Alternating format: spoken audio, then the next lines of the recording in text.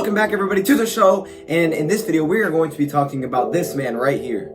I hope I'm showing a picture right here, but this man apparently is questionable for Sunday's game. Let's get right into the video.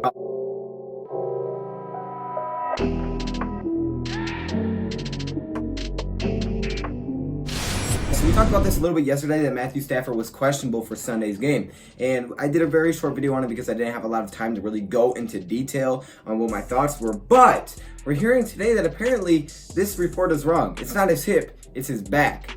Not something we want to hear. I think someone actually said that in the comments below. I'm not sure who it was, but I'm pretty sure someone said that in the comments, that yes, this is actually a back injury for Matthew Stafford. It is not a hip injury. So yeah, you know, ESPN's just putting random stuff out there. But either way, the fact is his back is coming up again. That's another injury that's coming back, and that is not good at all, okay? As we know, he had to deal with broken parts of his back last season, and he still played through those games. So I'm not too concerned that he won't play. It's the performance side of things is what I'm worried about, okay? When you're playing with broken parts of your back, or your back really aches, it is so hard to do anything. It's honestly hard to sit down when your back hurts. Imagine playing an NFL game. For Matthew Stafford, this is going to be tough. He plays through it. He's one of the toughest quarterbacks in the NFL. He's one of the toughest players in the NFL. He's one of the toughest players of all time, and that's what makes him so great. That's what stands him apart from a lot of players. But the fact that he is dealing with this injury in his back once again is not something that you want to hear.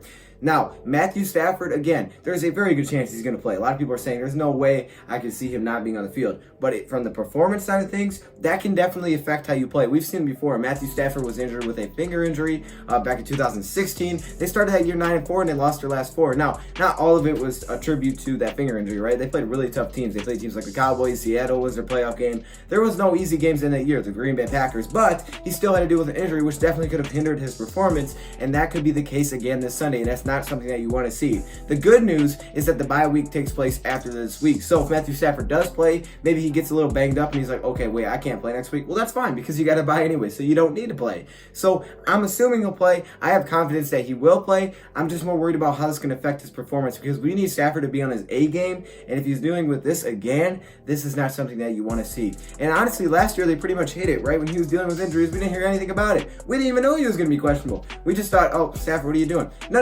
We didn't know he was actually hurt. Now they're coming out with these injuries. They're not even telling us right injuries. They're saying hip, which is almost part of your back. Either way, maybe that means this lower part of the back, which I've had to deal with that before. That stinks, okay? It actually hurts your legs. I'm not even kidding, okay? Maybe I'm just weird. I don't know, but I couldn't even walk with my lower back hurt. Either way, this is not something I want to see with Matthew Stafford. Now, there is another guy on the Detroit Lions who's also questionable, and that is Darius Big Play Slay. Darius Slay dealing with another injury as well. He left last game versus the Philadelphia Eagles, and he didn't come back. And Matt Patricia says, you know, it doesn't matter who's on the field. He said Mike Ford stepped in last week, and he's really proud of his guys. That's awesome. But I really want to see Darius Slay on the field. Now, the Chiefs don't crazily scare me. I don't even know if that's the right way to say that. They don't scare me too much with their number one wide receiver because it's not like we're playing the Falcons where they have a Julio and it's like, oh crap, if Slay's not there, we're going to have big problems. I understand Sammy Watkins is nice, you know, Hartman is good. They have some nice players. Tyreek Hill is listed out with an injury. So I'm not too worried. Like, I think Rashaan Melvin will be able to handle Sammy Watkins. Like, he give up a few grabs, but I don't think it would be like